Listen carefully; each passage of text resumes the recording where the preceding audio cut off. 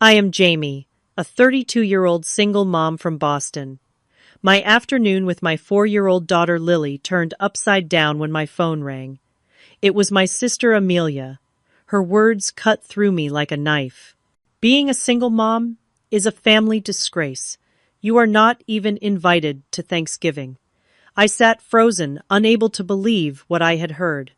Then came the email from my parents saying they supported Amelia completely. In that moment, something inside me snapped. Then you won't be there either, I replied, canceling all payments I had made. Where are you watching from? Hit like and subscribe to see how I turned this family betrayal into the best decision of my life. Growing up in our small Massachusetts town, my family was known for their traditional conservative values. My parents, Martha and Richard Thompson, built their reputation on presenting the perfect family image. From an early age, they instilled in us the expectation that success meant a perfect marriage, a beautiful home in the suburbs, and children raised in a conventional two-parent household. Any deviation from this path was considered failure. I met Mark during my senior year of college. He was charming, ambitious, and seemed to check all the boxes my parents had drilled into me. We dated for 3 years, and everything appeared perfect on the surface. He had a promising career in finance. We moved into a lovely apartment together, and when he proposed on my 28th birthday, my parents were ecstatic. Finally, their daughter was following the proper life script. The first 2 years of our engagement were blissful. We planned our wedding, talked about our future children, and began looking at houses in good school districts. When I discovered I was pregnant, though it was before our wedding date, Mark seemed thrilled. My parents were slightly scandalized by the timing, but quickly adjusted their narrative to focus on their upcoming grandchild. 6 months into my pregnancy, the first cracks appeared. Mark began coming home late from work. His explanations grew vague. He became irritable and distant. Still, I convinced myself it was just pre-wedding and pre-baby jitters. I focused on preparing the nursery and finalizing wedding details determined to hold our perfect life together. Then came the text that wasn't meant for me. I picked up his phone to order takeout one evening while he was in the shower, and there it was, a message from someone named Jessica. Can't wait to see you tonight. My place at 8. Wear that blue shirt I love. My world collapsed in an instant. When confronted, Mark didn't even try to deny it. Jessica was his co-worker, and they had been seeing each other for months. Worse, she wasn't the first. There had been others throughout our relationship. The man I thought I knew, the father of my unborn child, was a complete stranger to me. I'm not ready for this, he said, gesturing vaguely at my pregnant belly. I never really wanted kids this soon. I just went along with it because you seemed so happy. Within a week, Mark had moved out, leaving me 7 months pregnant and alone. When Lily was born, he didn't even come to the hospital. He signed away his parental rights without hesitation and moved to Chicago with Jessica. The last I heard, they were married with no children. Mark made it clear he wanted nothing to do with our daughter and has never once asked to see her or even requested a photo. My parents' reaction was worse than I expected. Rather than rallying around their daughter in crisis, they seemed more concerned with what the neighbors would think. Couldn't you have worked harder to keep him? My mother asked. A child needs a father, my father repeated, as if I had deliberately chosen single parenthood. Despite their judgment, I rebuilt my life piece by piece. I returned to work at the marketing firm just 8 weeks after Lily was born, arranging for reliable childcare and often working late into the night after putting her to bed. My determination paid off when I secured a promotion to senior marketing strategist last year, finally achieving true financial stability. Ironically, as my career flourished, I became the family's financial safety net. When my father needed surgery 2 years ago, I was the one who covered the costs insurance wouldn't. When my mother's car broke down, I helped pay for repairs. Family gatherings almost always happened on my dime, though my contributions were rarely acknowledged. It's the least you can do, my mother once said when I questioned the expectation. Since we have to explain to everyone why Lily doesn't have a father. Despite these painful comments, I continued supporting my family financially and emotionally. I wanted Lily to know her grandparents and extended family even if their acceptance came with conditions. I told myself that family was family, and someday they would see the strength it took to build our life alone. Little did I know how wrong I was about their capacity for true acceptance, or how soon I would be forced to redefine what family really means. My sister Amelia and I couldn't be more different. 2 years younger than me, Amelia has always been the golden child. While I worked part-time jobs through high school and college, Amelia focused exclusively on cheerleading and socializing. My parents justified this imbalance by explaining that Amelia was more delicate and needed more support to thrive. Childhood memories are filled with instances of this favoritism. On my 16th birthday, I received practical gifts, SAT prep books, a basic laptop for schoolwork, and new sneakers. When Amelia turned 16 2 years later, she got a brand new car with a personalized license plate. "Your sister needs more encouragement," Mom explained when she saw my face. "You're naturally motivated." This pattern continued into adulthood. When I graduated college with honors and secured my first job, my parents gave me a card. When Amelia barely graduated with her associate's degree, they threw an elaborate party and gifted her a 2-week trip to Europe. "Your sister needs this confidence boost," they explained. Amelia's adult life has been a series of poor decisions followed by bailouts. She's changed career paths 5 times each, requiring new courses my parents paid for. She's lived in 6 different apartments in 8 years, breaking leases whenever she felt like it, with my parents covering the penalties. She's dated a string of unsuitable men, and after each inevitable breakup, she would move back home for months of emotional recovery. Through all of this, I remained the responsible one, the person everyone called when things went wrong. When Amelia got a DUI 3 years ago, I was the one who found her a lawyer and drove her to court dates. When she couldn't make rent last winter, I loaned her money that was never repaid. When she totaled her 3rd car, I helped her find a reliable used one she could afford. Everything changed 6 months ago when Amelia met Thomas, the son of a prominent local business owner. Thomas comes from old money and old values. He took Amelia to expensive restaurants, bought her designer gifts, and within 3 months presented her with a 3-carat diamond engagement ring. My parents were ecstatic. Finally, Amelia had succeeded according to their definition. The wedding was scheduled for next spring, but Thanksgiving would be the first major holiday where Thomas's family would meet ours. Amelia immediately began planning an elaborate Thanksgiving dinner at an exclusive venue rather than at our parents' home.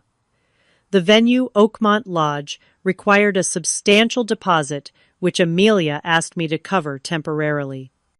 "It needs to be perfect for Thomas's family," she explained. "They're used to the best, and I want to impress them." Despite my own financial constraints, I agreed to help. I paid the $2,000 deposit for the venue and promised to cover the costs for the meal as well. It was a stretch for my budget, but family was family, and I wanted to support my sister's happiness. As the holiday approached, Amelia's attitude toward me began to shift. Her calls became less frequent, and when we did speak, she seemed distant.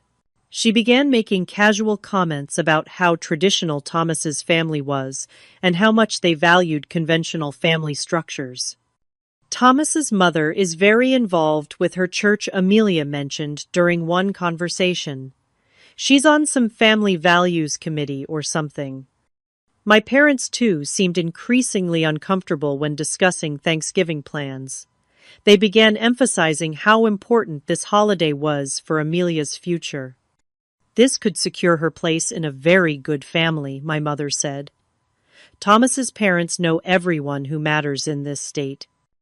Meanwhile, their subtle criticism of my life choices intensified. My mother would make comments like, "It's such a shame Lily doesn't have a man in her life to look up to, or children from broken homes have such a disadvantage." My father would add, "Amelia is finally making us proud in the way we always hoped." Despite these painful jabs, I continued helping with Thanksgiving preparations. Just 2 weeks before the holiday, Amelia called asking for another favor. Her car needed significant repairs, and she was short on cash after buying a new outfit for Thanksgiving.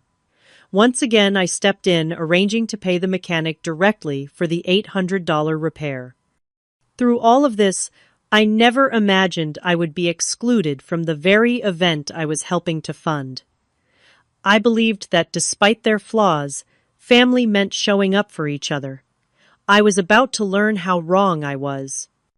That Thursday afternoon had been perfectly ordinary. Lily and I had a routine for Thursdays. After picking her up from preschool, we would stop by the library to exchange books, then head home for snack time and reading. Lily had just settled at our kitchen table with apple slices and peanut butter when my phone rang. I almost didn't answer when I saw Amelia's name. Lately, her calls usually meant she needed something, and I was enjoying this peaceful moment with my daughter. Still, with Thanksgiving just a week away, I thought she might need to discuss final arrangements. "Hey, what's up?" I answered, balancing the phone between my ear and shoulder as I poured Lily's milk. "Jamie, I need to talk to you about Thanksgiving," Amelia said, her voice unusually formal. "Sure, did something change with the catering order?" I asked, still focused on not spilling the milk. There was a pause, then Amelia spoke in a rehearsed tone. "After discussing things with Thomas and his parents, we think it would be best if you didn't attend Thanksgiving this year." The milk carton slipped from my hand, splashing across the counter. Lily looked up, startled. "What are you talking about?" I managed to say, turning away from Lily and lowering my voice. "It's just that Thomas's family is very traditional," Amelia continued. "They place a high value on conventional families, and your situation might make them uncomfortable." "My situation," I repeated, still processing her words. "Being a single mom is viewed as a family disgrace by people like Thomas's parents," she said bluntly. "It's nothing personal, but your presence would create tension on what should be a perfect day." I stood, frozen phone pressed to my ear, unable to form words, as Amelia continued. "Besides, Cousin Rachel's kids will be there, and we don't want them getting confused by your lifestyle choices. You understand, right? This is really important for my future." "Amelia, I paid for the venue," I finally managed to say. "I'm covering the meal costs, and I just paid for your car repairs." "And I really appreciate that," she said quickly. "Of course you'll still help with those things. That's what family does. But physically being there would complicate things. Mom and Dad agree with me." "They know about this?" I asked, my voice barely audible. "Of course. They understand what's at stake here. Thomas's family is very influential." I glanced at Lily, happily munching her apple slices, oblivious to the fact that her aunt was declaring her existence a disgrace. "I need to go," I said flatly. "So, you understand?" Amelia pressed. "It's just this one holiday. Maybe by Christmas we can figure something out, like maybe you could come for dessert after Thomas's parents leave." "Goodbye, Amelia," I said, ending the call before she could hear the break in my voice.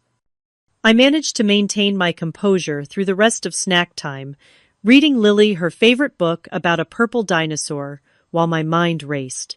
After getting her settled with her toys, I retreated to the bathroom, turned on the shower to mask the sound, and finally let the tears come.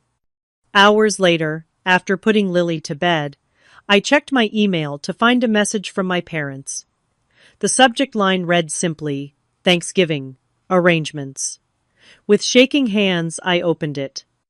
Dear Jamie, it began formally. We've spoken with Amelia about Thanksgiving plans and fully support her decision. Thomas comes from an extremely well-respected family with traditional values, and this relationship represents an important opportunity for your sister. As parents, we must consider what's best for the family as a whole. We're sure you understand that your unconventional choices have consequences, and in this case, it means making a small sacrifice for your sister's future happiness. Your financial contributions to Thanksgiving are greatly appreciated and demonstrate your commitment to family despite your circumstances. Perhaps next year we can arrange a separate family gathering that won't make Thomas's family uncomfortable. We trust you'll be discreet about this arrangement and not create additional family tension. Love, Mom and Dad. The email hit me like a physical blow. Unconventional choices, your circumstances. As if becoming a single mother had been my preferred option, rather than the result of abandonment by a man they had once welcomed into their home with open arms. I spent that night alternating between tears and anger, pacing my small apartment after Lily was asleep. I scrolled through photos on my phone, family gatherings where I had been included, but never fully welcomed holidays where my contributions were accepted, but my presence merely tolerated. For years I had convinced myself that maintaining these relationships was important for Lily's sake. But now, staring at that cold email, I wondered what kind of example I was setting for my daughter by allowing her mother to be treated this way. What would Lily learn from watching me continually seek approval from people who saw her very existence as shameful? Sleep eluded me that night as I contemplated 4 years of sacrifice, support, and one-sided love. By morning, something fundamental had shifted inside me. The hurt remained, but alongside it grew something new: clarity, and with it, resolve. The morning sun streamed through my kitchen window as I sat at the table, still in yesterday's clothes, a cold cup of coffee between my hands. Lily wouldn't wake for another hour. In the quiet of early morning, the emotional fog began to lift, giving way to a clarity I hadn't experienced before. For years, I had been the family ATM, while simultaneously being treated as a cautionary tale. I reached for my laptop and opened my financial records. The evidence was stark and undeniable. In the past year alone, I had contributed over $12,000 to various family expenses. There was the $500 for Dad's medication insurance wouldn't cover, $1,000 toward Mom's new refrigerator, $3,000 for the family reunion I hadn't even wanted to attend. And now, most recently, $2,000 for the Thanksgiving venue deposit, $800 for Amelia's car repairs, and another $1,500 set aside for the Thanksgiving meal itself. All this while struggling to build my own emergency fund, delaying home repairs, and carefully budgeting Lily's preschool expenses. My family valued my money, but found my presence embarrassing. The realization wasn't just painful, it was infuriating. I pulled up the receipt for Oakmont Lodge. The deposit was refundable, with 7 days' notice. We were exactly 7 days from Thanksgiving. I picked up my phone and dialed the venue. "Good morning, Oakmont Lodge. This is Patricia speaking," came a cheerful voice. "Good morning," I replied, my voice steady. "My name is Jamie Thompson. I paid a deposit for a Thanksgiving event next week, and I need to cancel that reservation."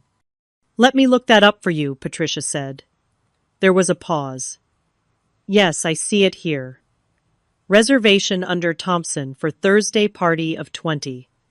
May I ask the reason for cancellation?" "I've been uninvited," I said simply. I'm sorry to hear that, Patricia replied, genuine sympathy in her voice. Since you're canceling exactly within our 7-day policy, your full deposit will be refunded to your card within 3 to 5 business days. Thank you, I said. One task complete. Next, I called the catering company. The deposit check had been mailed but probably not cashed yet. I placed a stop payment through my banking app, incurring a $30 fee that felt entirely worth it. Finally, I called Jim at the auto repair shop. "Morning, Jamie," he greeted me. "Your sister's car is all set. Was going to call her to pick it up today." "About that, Jim," I said. "I'm afraid I need to cancel my payment arrangement for that repair." "Everything okay?" he asked. "Family disagreement," I replied. "I won't be covering her bill after all." "No problem," Jim said. "Car stays here until someone pays the bill. Sorry about the family trouble." With each cancellation, I felt a weight lifting. For years, I had carried the financial burden for a family that couldn't even treat me with basic respect. No more. I composed a simple email addressed to my parents and Amelia. "I received your message about Thanksgiving and have given it considerable thought. Since my presence is unwelcome, but my financial contributions are still expected, I've decided that neither will be available. I have canceled the reservation at Oakmont Lodge. The $2,000 deposit will be returned to my account. I have stopped payment on the catering deposit. I have also informed Jim's Auto that I will not be covering Amelia's $800 car repair. If being a single mother makes me a family disgrace, then I see no reason to financially support the family that views me this way. I wish you all a lovely Thanksgiving without the venue, food, or car that my disgraceful money would have provided. Jamie." I read the email twice, adjusted one sentence for clarity, then hit send. My hand shook slightly, but not from fear, from adrenaline. For the first time since Mark had walked out, I wasn't apologizing for my life or trying to compensate for my supposed failures. I was standing up for myself and my daughter. I set my phone to Do Not Disturb, woke Lily, and got her ready for preschool. After dropping her off, I took the day off work and went to the park, sitting on a bench by the pond and feeling the November sunlight on my face. My phone buzzed repeatedly in my bag, but I didn't check it. Whatever crisis my family was experiencing now, it wasn't my problem to solve. For once, I felt not just anger or hurt, but something much more powerful: freedom. By the time I picked Lily up from preschool that afternoon, my phone showed 27 missed calls, 14 voicemails, and 38 text messages. I scrolled through them briefly, while Lily was distracted by a playground on our walk home. The first voicemail was from Amelia, her voice high and panicked. "Jamie, what did you do? The venue just called and said our reservation is canceled. Call me back immediately." The second 10 minutes later was more desperate.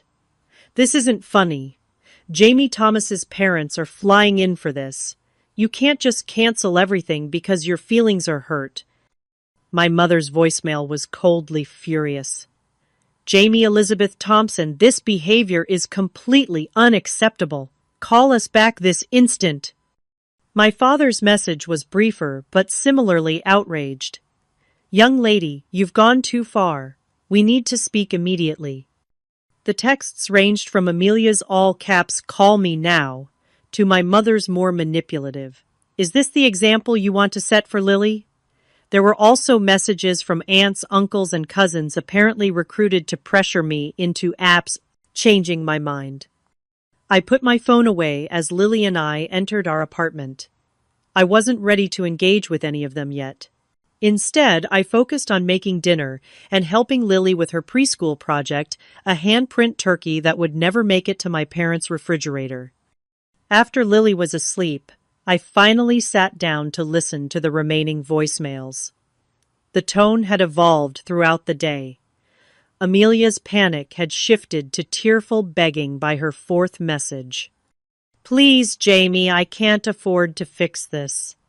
Thomas is already questioning why everything fell through.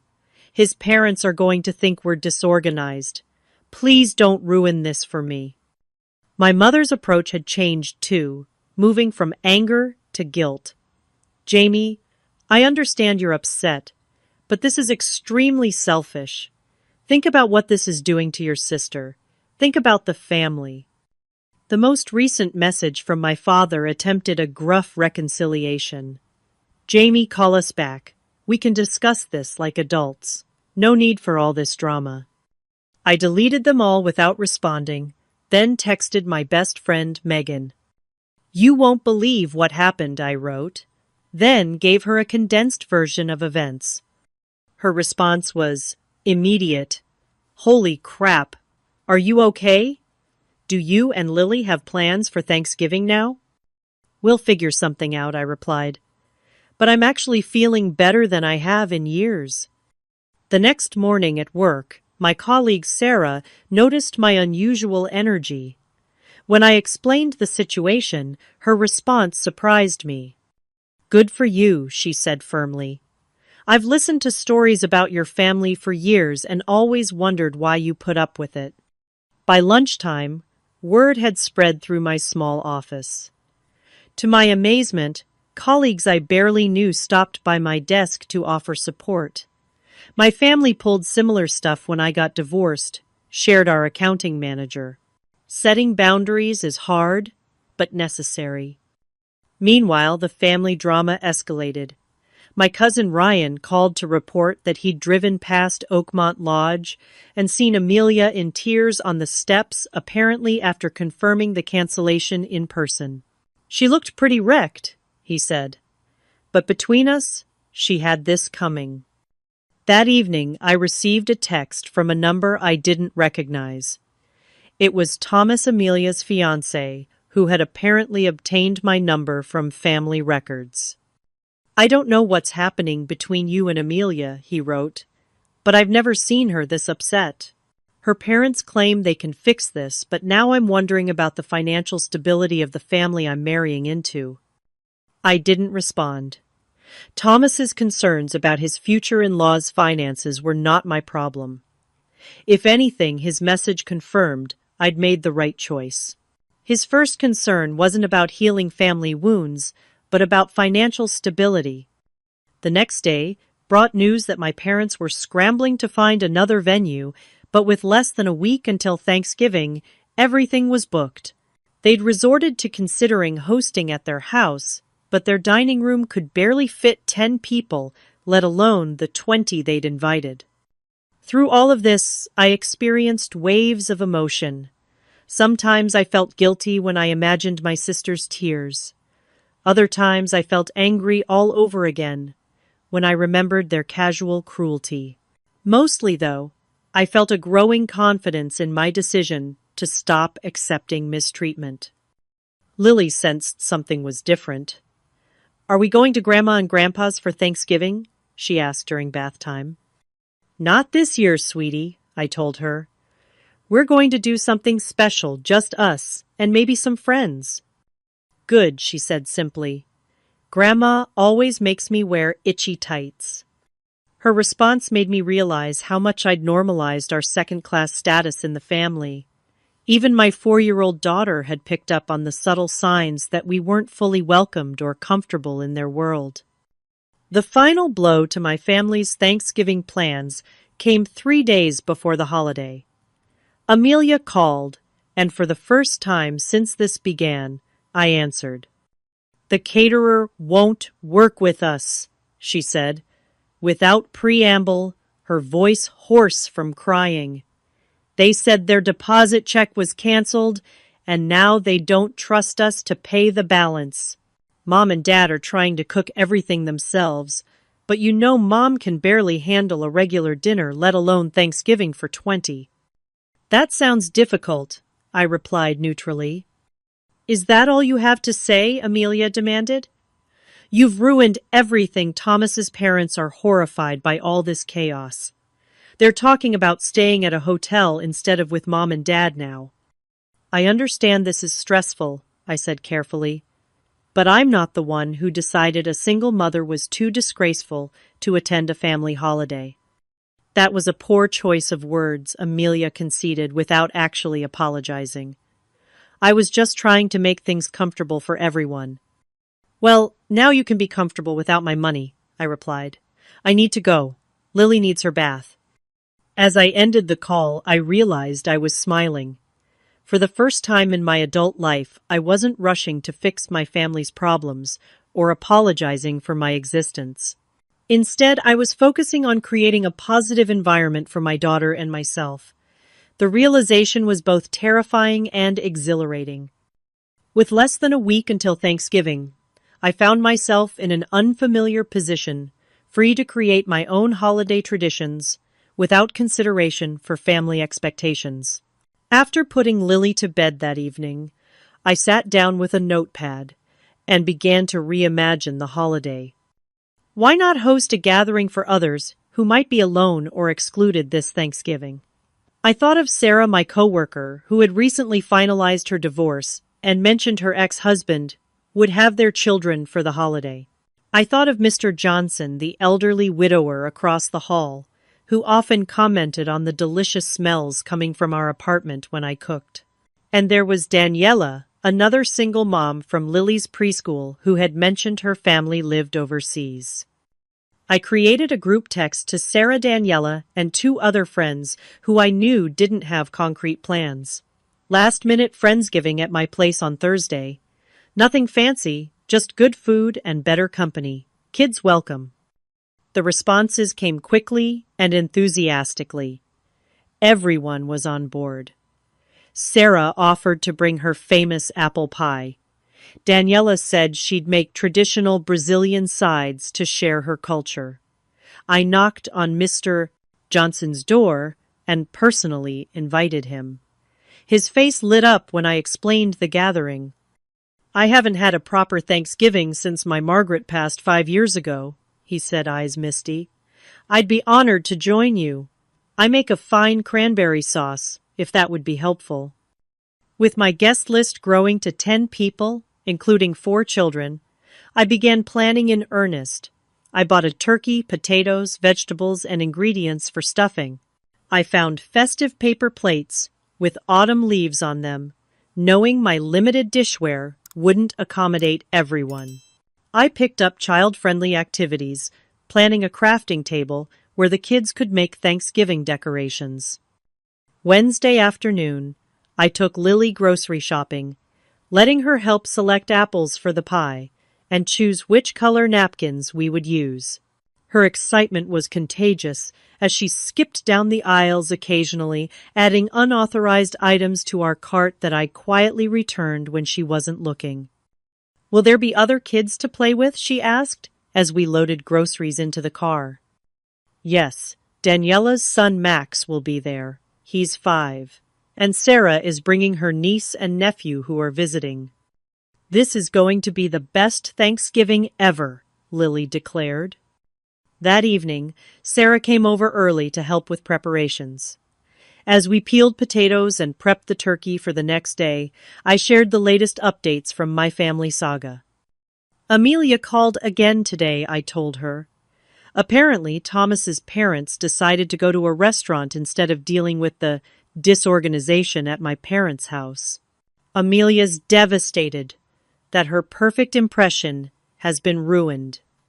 And how do you feel about all of it? Sarah asked, expertly dicing an onion. I considered the question carefully. Lighter, I finally said, like I've put down a heavy backpack I didn't even realize I was carrying. Don't get me wrong, it hurts that they were so quick to exclude Lily and me. But it's also clarifying. I can stop trying to earn acceptance that was never going to come. Sarah nodded. After my divorce, the first holiday I spent without trying to please my ex's family was terrifying but also freeing. I realized I could create traditions that actually made me happy. Later that night, after Sarah left and final preparations were complete, I received another text from my mother. Unlike the previous angry and manipulative messages, This one seemed genuinely confused. "I don't understand why you're doing this to the family," she wrote. "We've always supported you, even after you became a single mother. Why would you hurt your sister this way?" Her words revealed so much about how they viewed our relationship. In their minds, merely tolerating my presence as a single mother constituted support. My financial and emotional contributions were simply expected my obligation for failing to maintain a traditional family. For the first time, I saw clearly how one-sided our relationship had always been. I didn't respond to the text. Instead, I turned off my phone and went to sleep excited about the next day's gathering. Thanksgiving morning dawned bright and clear. Lily woke early, eager to help with preparations. I set her up with safe tasks, like arranging crackers on a plate and folding napkins, while I got the turkey in the oven. By noon, my apartment was filled with delicious smells and the sound of Thanksgiving music playing softly. At 1 o'clock, the first guests arrived. Daniela and Max came bearing Brazilian cheese bread and a colorful rice dish. Sarah followed with her famous pie and a bottle of wine. Mr.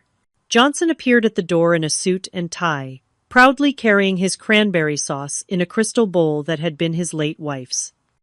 By 2 o'clock, everyone had arrived, and my small apartment hummed with conversation and laughter. The children gathered at the crafting table I'd set up, creating hand turkeys and construction paper leaves with messages of gratitude. The adults congregated in the kitchen sharing stories and helping with last-minute preparations.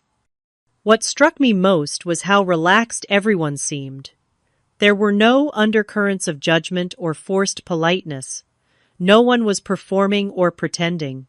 We were just people enjoying each other's company, accepting one another exactly as we were.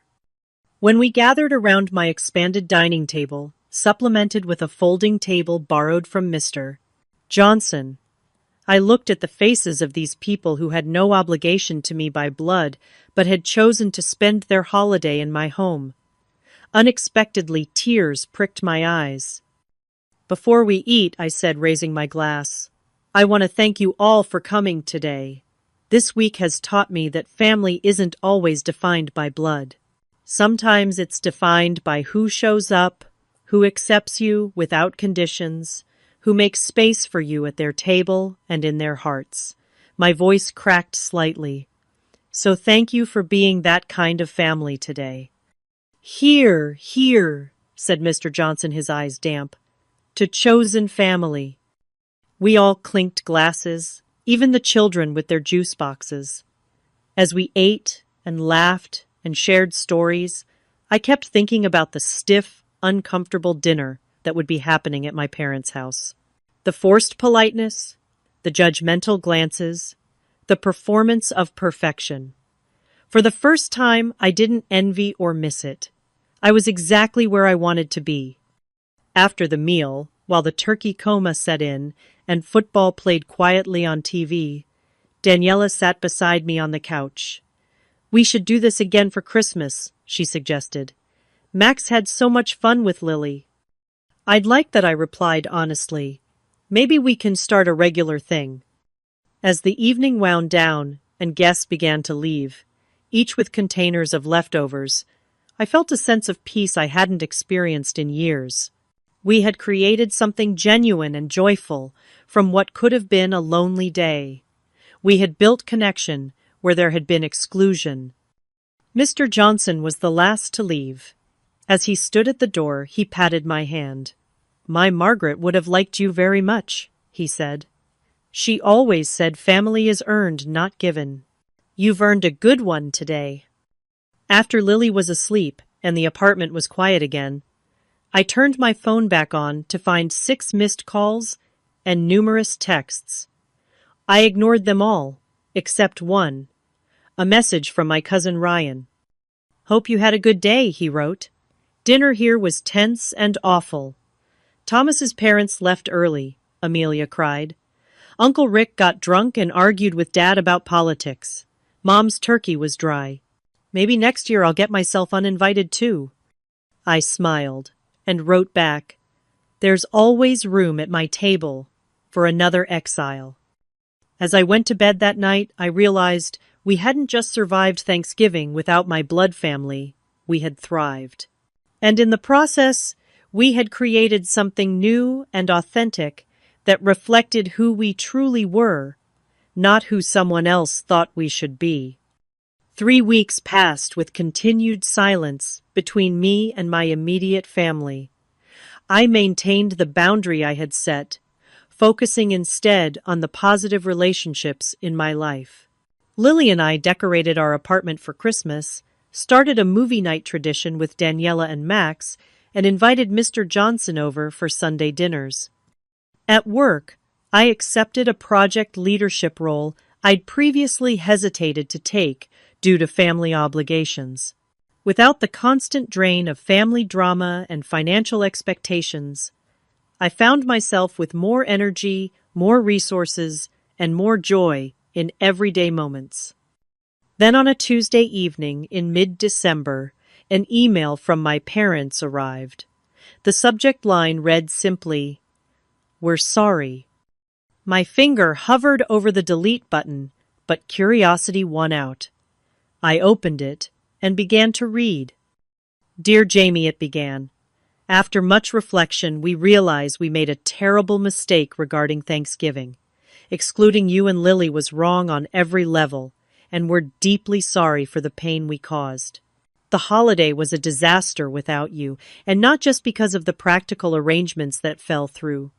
Your absence highlighted how much we've taken you for granted over the years." The email continued, acknowledging specific instances where they had treated me unfairly and failed to appreciate my contributions to the family. While it didn't address all the issues between us, it seemed like a genuine attempt at reconciliation. 2 days later, a handwritten letter arrived from Amelia. Her apology was less comprehensive, more focused on how things had affected her. "Thomas and I had our first major fight after Thanksgiving," she wrote. "He said he was concerned about my character after seeing how I treated my own sister. It made me realize how I've appeared to others." I didn't respond immediately to either message. Instead, I scheduled an appointment with my therapist, Dr. Torres, whom I hadn't seen in over a year. "What do you want from these relationships moving forward?" she asked, after I'd explained the situation. "I'm not sure," I admitted. "Part of me wants to maintain the distance because it's been so peaceful, but another part recognizes they're trying in their way." "Setting boundaries doesn't necessarily mean cutting people off," Dr. Torres observed. "It can mean creating new terms for the relationship terms that respect your worth and needs." Over the next week, I thought carefully about what those terms might be. Finally, I composed a response to my parents with a separate message for Amelia. To my parents, I wrote, "I appreciate your apology and am open to rebuilding our relationship, but things cannot return to how they were before. If you want to be part of Lily's and my life, we need to establish some new ground rules. I suggest meeting in person without Lily present initially to discuss this further." To Amelia, my message was briefer. "I received your letter. While I'm still hurt by your actions, I'm willing to talk about moving forward. However, I need you to understand that our relationship will need to change fundamentally if it's to continue." We arranged to meet my parents at a neutral location, a coffee shop, halfway between our homes the following Saturday. Megan agreed to watch Lily, who still didn't know about the potential reconciliation. Walking into that coffee shop was one of the hardest things I'd ever done. My parents looked older, somehow more uncertain than I'd ever seen them. My mother had been crying. Her eyes were red-rimmed behind her glasses. My father, usually so confident, seemed diminished. "Thank you for coming," my mother said, as I sat down across from them. I nodded, but didn't immediately speak. For once, I would let them fill the silence. "We've done a lot of thinking," my father finally said, "and we realize we've failed you as parents. Not just with Thanksgiving, but for years."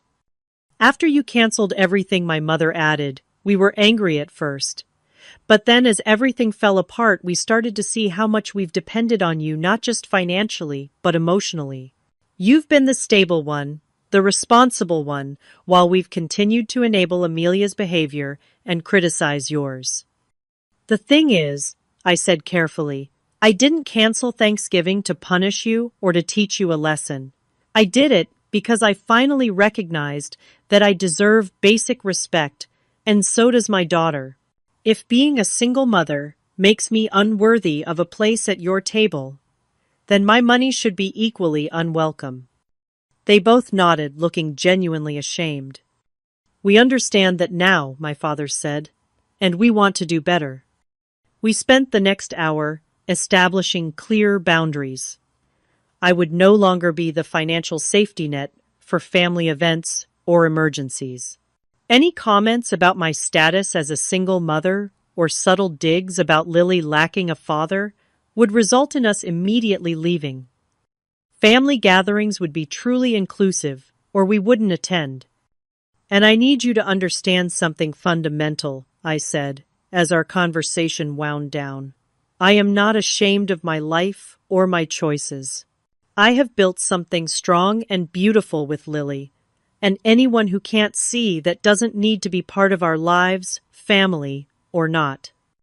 My mother reached across the table and took my hand. We're proud of you, Jamie.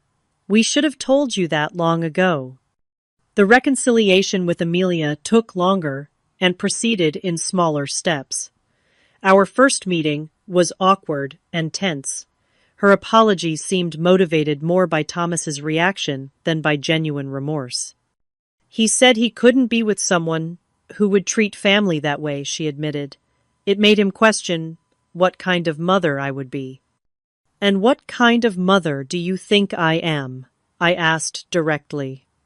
She looked startled by the question. A good one, she finally said. Lily is happy and well-adjusted. You're doing a great job with her. Then why was my presence at Thanksgiving so problematic? Amelia had no good answer, and that realization seemed to genuinely impact her. I got caught up in impressing Thomas's family, she said eventually. I lost sight of what really matters. Our relationship remained strained through the winter, but by spring, small improvements were evident. Amelia made an effort to spend time with Lily, bringing her small gifts and showing interest in her life. She stopped making comments about my situation and even defended me to a judgmental aunt at a family gathering in March. The first real test came in April when my parents hosted an Easter lunch. As Lily and I arrived, I felt the familiar tension rise in my chest. But the atmosphere was noticeably different. My mother had set up an Easter egg hunt specifically for Lily and the other young cousins. My father greeted us with genuine warmth, immediately engaging Lily in conversation about her recent t-ball game. When Amelia and Thomas arrived, there was a moment of awkwardness, but Thomas surprised me by making a point of engaging me in conversation about my work.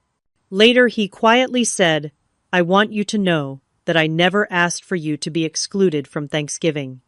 When I learned what had happened, I was horrified.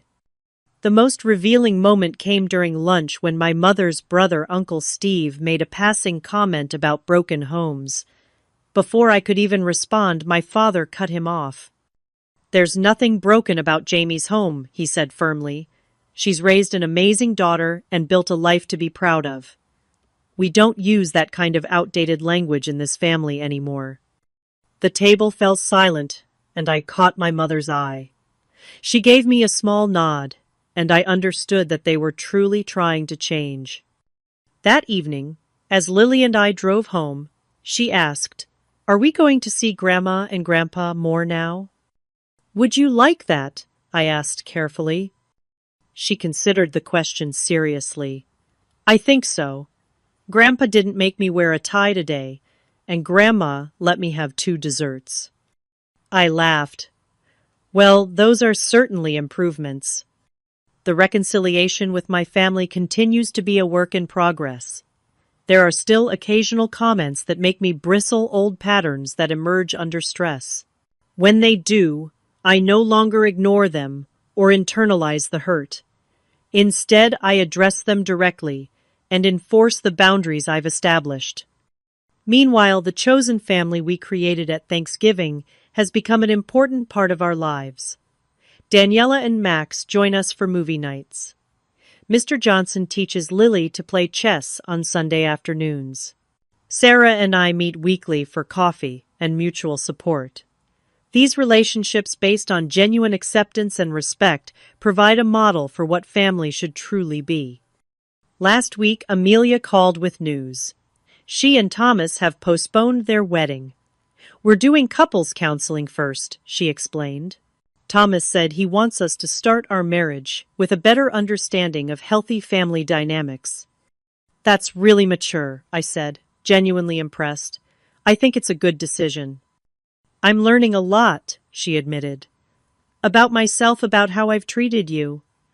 I have a long way to go, but I want to be better." As I reflect on the journey of the past several months, I realize that the painful exclusion from Thanksgiving became the catalyst for profound change in all our lives. By standing up for myself and my daughter, I not only claimed my own worth, but also created the possibility for healthier relationships all around. Family is indeed defined by love and respect, not by obligation or blood. Sometimes the most loving thing we can do for ourselves and others is to refuse to participate in relationships that diminish us. And sometimes that refusal creates space for something new and better to grow. Have you ever had to set difficult boundaries with family members? What helped you find the strength to stand up for yourself? Share your experiences in the comments below. And don't forget to like and subscribe if this story resonated with you. Remember, choosing yourself isn't selfish. It's sometimes the most important lesson we can teach our children. Thank you for listening to my story, and I hope it helps you find the courage to honor your own worth in all your relationships.